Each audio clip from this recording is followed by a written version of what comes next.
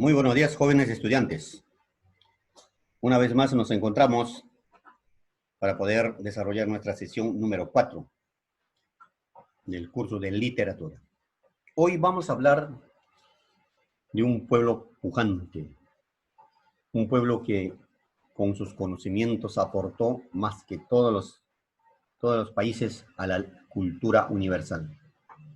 Un pueblo que creó, por ejemplo, en cuanto se refiere a la literatura, todos los géneros, ¿no? Cultivó la dramática, épica, narrativo, el lírico. Y no solamente en literatura, sino en todas las artes y ciencias sobresalieron este pueblo griego. Hoy hablaremos entonces sobre el clasicismo griego.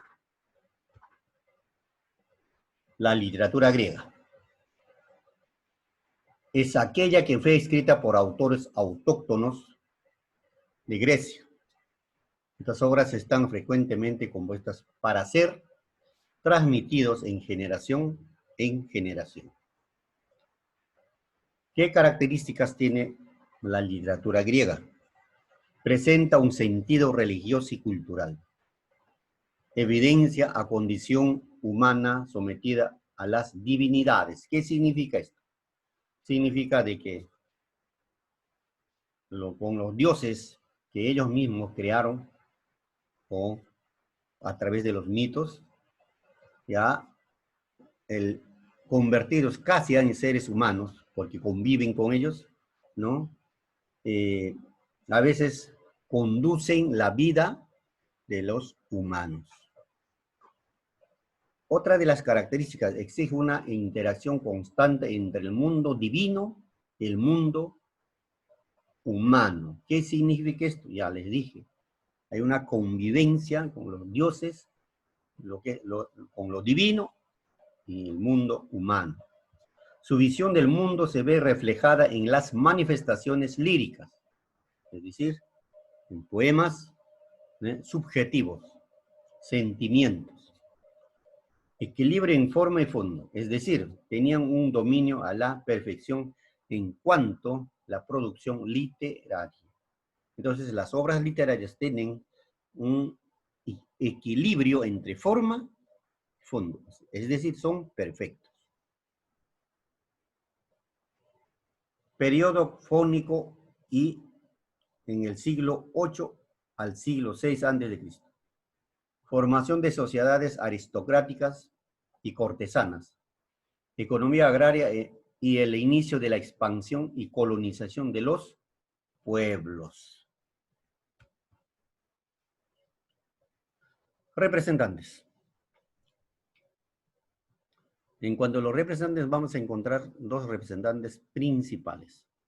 Primero, seguramente ya conocido por ustedes, el autor de estos dos grandes epopeas, la Ilíada y la Odisea, en donde ambas obras se ve la convivencia de dioses y héroes con los humanos. Me refiero a la Ilíada y la Odisea. La primera trata sobre la guerra, ¿no?, griegos y troyanos. Y la segunda trata sobre el regreso, ¿no?, de Ulises hacia pueblo Ítaca después de derrotar a los troyanos. Luego, otro de los representantes tenemos a Hesiodo, que vivió más o menos siglo VIII a.C., con su famosa obra Teogonía y los trabajos y los días. A su vez, nos dejó un legado de mitos y leyendas. Grecia, producción literaria.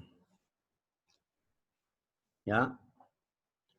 De lo que ya hemos dicho o mencionado más adelante, la poesía épica fue lo que sobresalió más, ¿no?, donde narraban hazañas realizadas por sus héroes, con la intención de los dioses o intervención de los dioses, en donde deciden ciertos hechos y toman partido por unos y otros dioses. Estas obras fueron la Ilíada y la Odisea, como ya les dije anteriormente. Ahora, Sobre la autoría de estas dos obras hay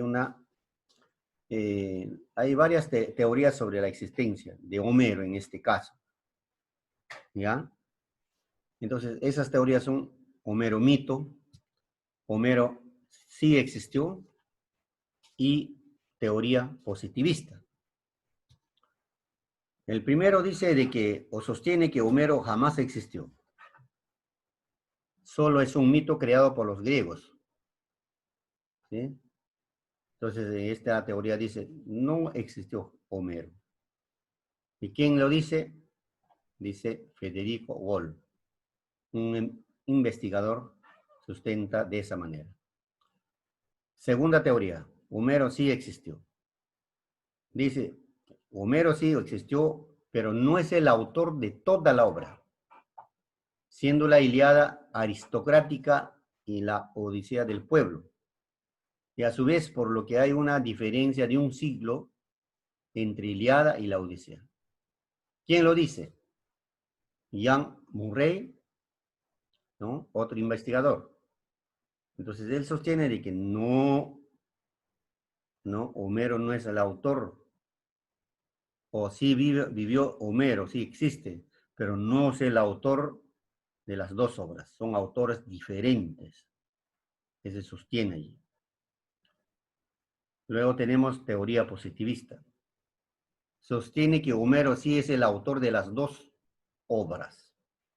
Yo también comparto con esta teoría, ya que los dos tienen la misma estilo y el perfecto desarrollo de la narración.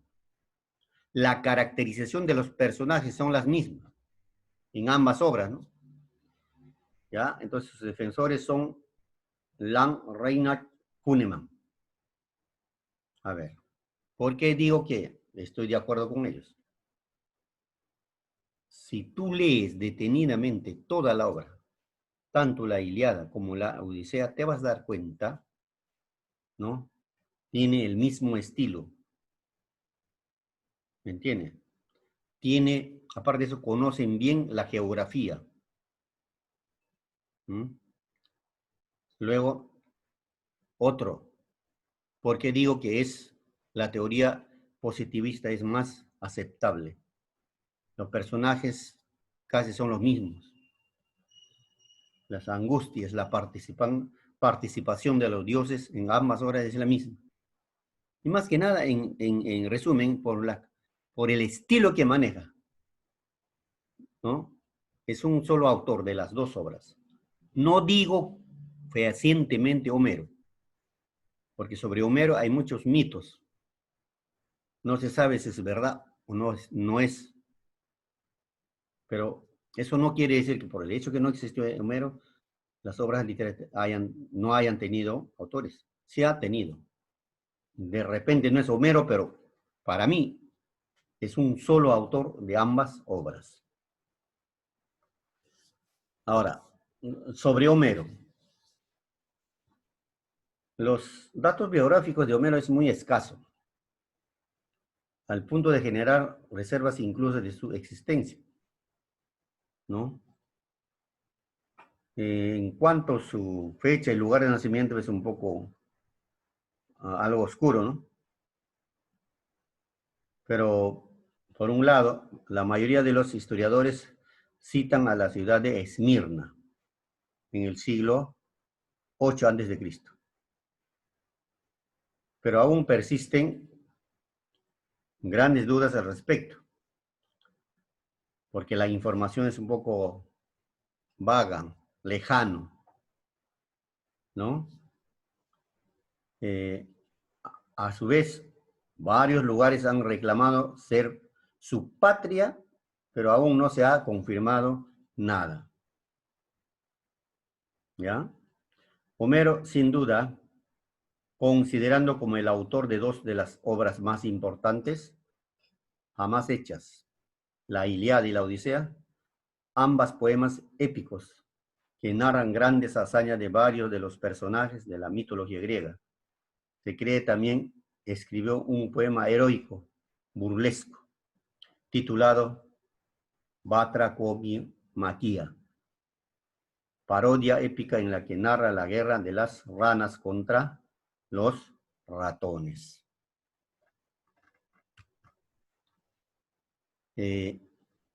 Jóvenes,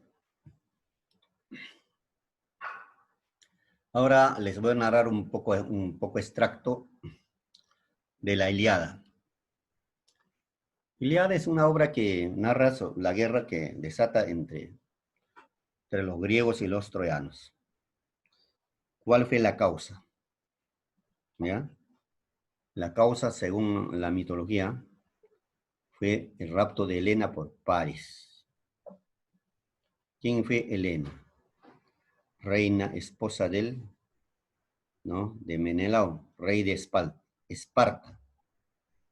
Y Paris, hijo, un príncipe de Troya, hijo de Príamo. ¿Qué sucede? De que Paris va a ir a Grecia a dejar un encargo a Menelao, pero al llegar a su casa él no está, solo a Helena lo atiende. Entonces ambos jóvenes se quedan prendados por sus bellezas. Helena era muy bella y Paris también era muy bello. Ambos se enamoran y luego se van. Paris le propone para ir a su reino, o sea, a Troya. Y Helena acepta. Entonces aquí nosotros, como una conclusión, podemos decir de que no fue rapto, sino ambos se enamoraron y se fueron. Entonces, ahora Menelao se entera, entonces se siente mal. Llama a sus soldados, una asamblea y le dice, ¿no? Troya se ha burlado de Grecia. Los troyanos se han burlado de todos nosotros. Entonces, frente a eso no debemos permitir. Asamblea, guerra y guerra. Declararon la guerra, que duró casi más de 10 años. ¿Ya? Entonces, el género épico, especie de epopeya, está dentro del clasicismo universal de la literatura griega. Tiempo a los 51 días últimos de la guerra de Troya. ¿Ya? Entonces, entre Grecia y Troya. Estructura de la obra. Consta de 24 cantos y 15.674 versos. Estructura, o sea, los hechos, ¿no? Canto 1, Paris y la tentación de los dioses. Canto 2, cólera de Aquiles. Canto 3, encuentro de Paris con Menelao. Canto 4 a 15, los grandes conflictos de la guerra.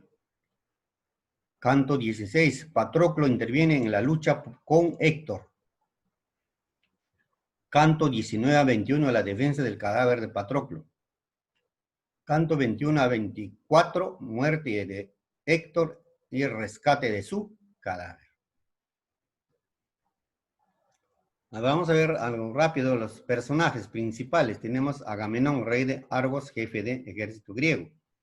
Aquiles, el de los pies ligeros, hijo de la diosa Tetis, el más grande guerrero y griego. Héctor, héroe troyano, hijo de Príamo. Briseida, esclava amada de Aquiles. Paris, hermano de Héctor, quien rapta a Helena.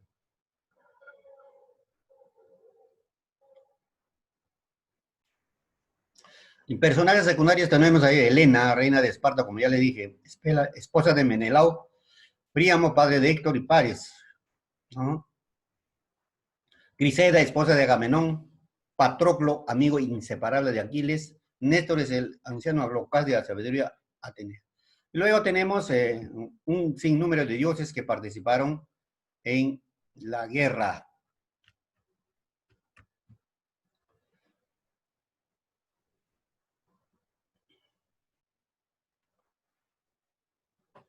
Bueno, continuamos.